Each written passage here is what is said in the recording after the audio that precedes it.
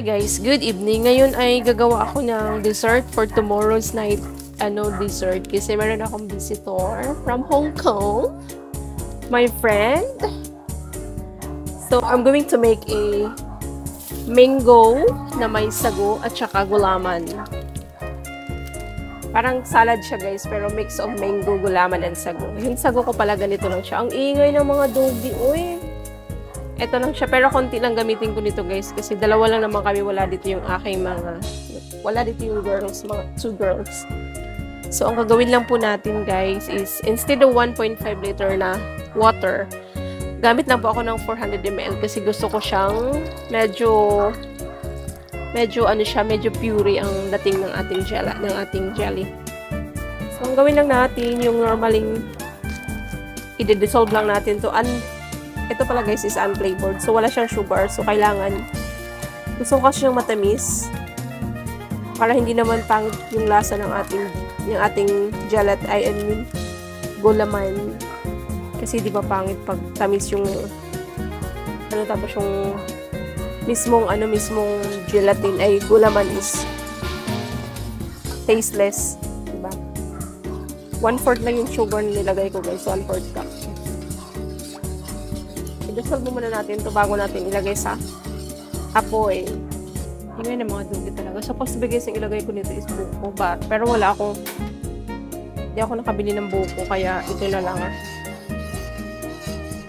Mango hindi ba yun? Mango at buko. Isang kulo lang talaga to siya guys. After that, pwede na natin siya ilagay sa ating molder. I'm not so sure kung maingay. Kung marinig nyo yung aso, sobrang init. Dito ko siya ilagay para mas mabilis lumamig. Kasi ilagay ko ito sa freezer. Pag medyo malamig na siya. Para hiwain natin siya ng maliliit. Ngayon, iboboil ko na naman yung aking sago. Guys, half cup lang yung gagamitin ko dito kasi marami na masyado to. Kasi dalawa lang kami kakain. Pero, damihan ko siya ng mango kasi gusto ko madaming mango. Hugasan ko muna ito bago ko siya isalang.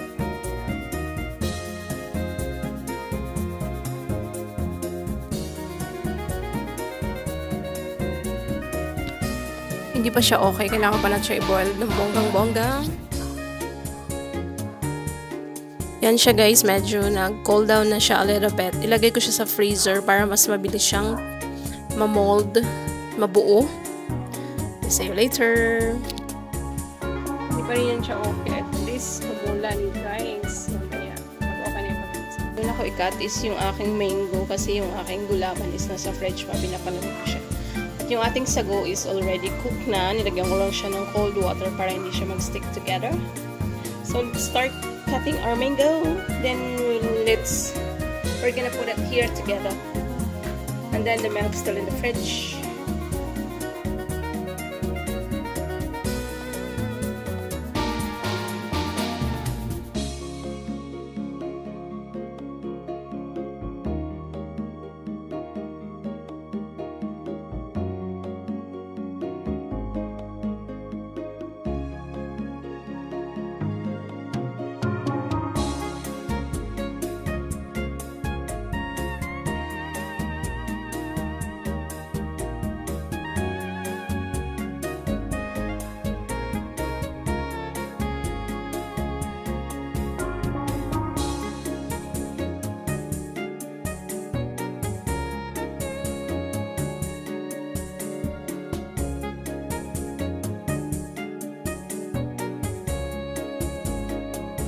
Hiwa-hiwa yung ating i-mix na natin siya.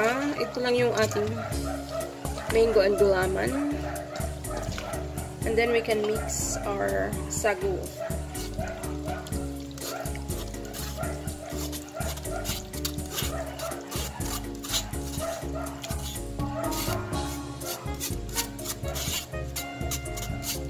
I was thinking that it's not much, but obviously I'm wrong.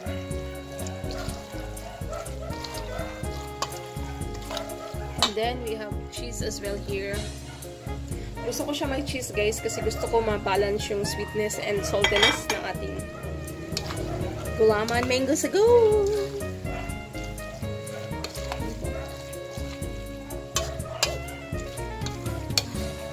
And then, we can add our condensed milk. Hindi ko siya ubusin. Tama na muna yan. I think I need to finish it all because it's quite a lot, guys. Iubos na lang natin. Huwag naman natin i-diretso para hindi siya masyadong tumamis.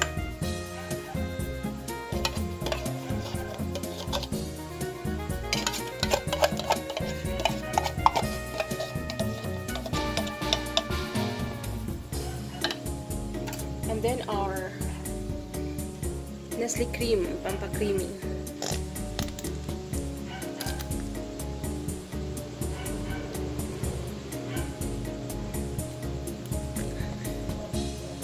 I didn't expect na ganito siya kadami.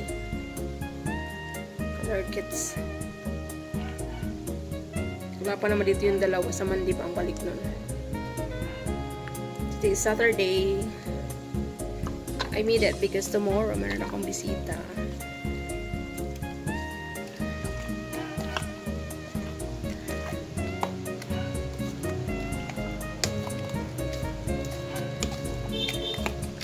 Magdagdag pa ako ng konting Nestle cream, guys, pero hindi ko na siya iubos kasi masyado na kumang.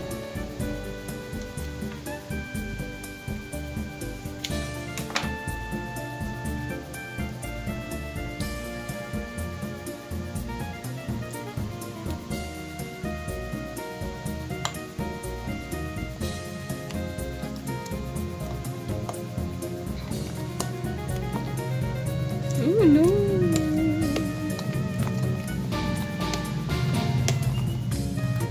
I think iubos ko na yung ano. Madami pala siya. Oh my goodness, pang isang barangay na to, guys, ah. Pero hindi na ako maglagay ng ano ng gatas na matamis. Tama na yan talaga. Try natin.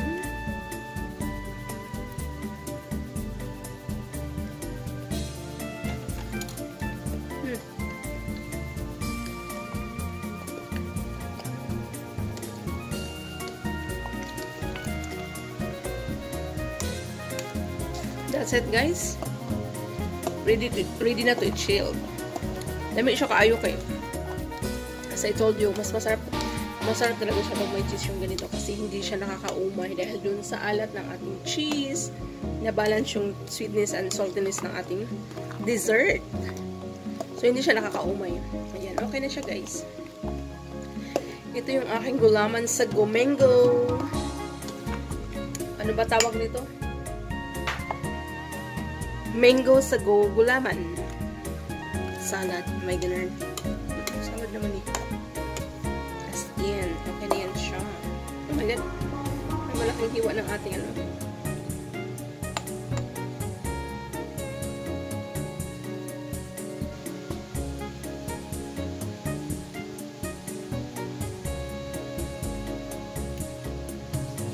Tomorrow continues. Okay na yan siya.